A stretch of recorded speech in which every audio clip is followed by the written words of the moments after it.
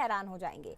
ये बच्चा है तो 12 साल का, लेकिन इसकी बातें ऐसी हैं कि लगे मानो कोई प्रखर वक्ता हो। जिस उम्र में बच्चे पढ़ना सीखते हैं, उस उम्र में ये बच्चा 100 से ज्यादा छात्रों को पढ़ा रहा है। देखिए रिपोर्ट।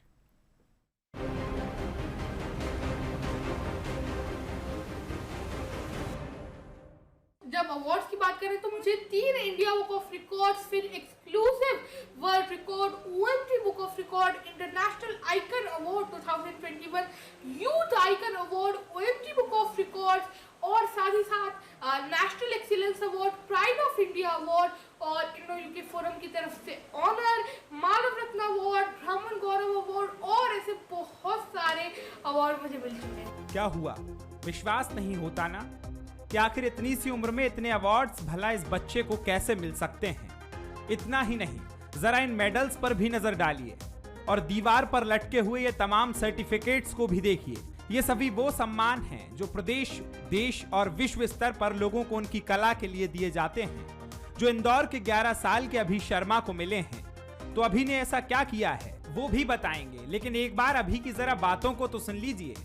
तो मैं चाहता हूं कि भारत का मैं प्रधानमंत्री बनूं और आगे जाकर भारत वापस से जो विश्व गुरु था, भारत विश्व गुरु है, विश्व गुरु रहेगा, तो वापस से मैं उसको विश्व गुरु के रूप में सारी दुनिया के आगे स्थापित करूं। तो सुना आपने, अभी की बातें सुन दो लोगों की याद आती है, एक स्वामी विवेकानंद और दूसरे चाणक्य यानी कौटिल्य।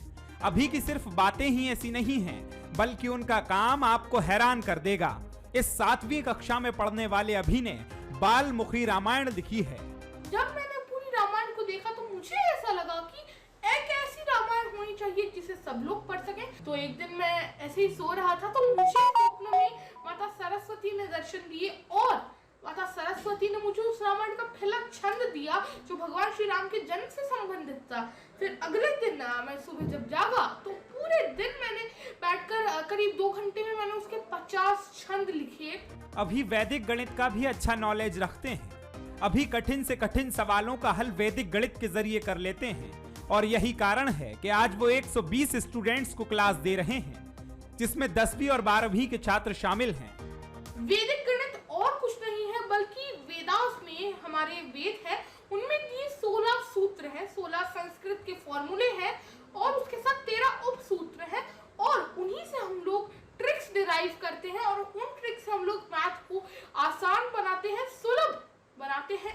अभी सोचते हैं कि उनको भारत को विश्व गुरु बनते देखना है, इसलिए वो समाज को जागरूक करते हैं और अपने विचार लोगों के बीच रखते हैं।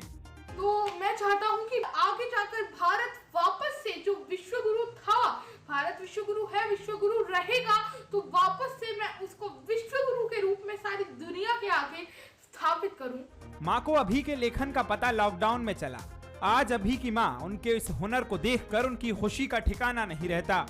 माँ भी बेटे के नाम इतने अवार्ड्स देखकर खुद को गौरवान्वित महसूस करती हैं।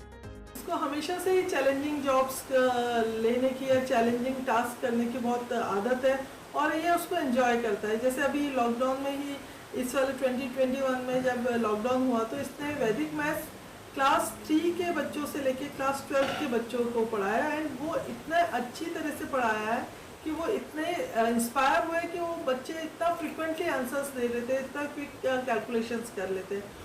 आज के समय में जहां अभी की उम्र में बच्चे मोबाइल और कंप्यूटर की तरफ दौड़ते हैं, वहीं अभी जैसे विरले बच्चे भी हैं जो समाज के लिए एक नजीर हैं, जो इतनी सी उम्र में अपनी सोच रखते हैं, अपना विचार रखते हैं और अपने देश को विश्व गुरु बनाने के संकल्प को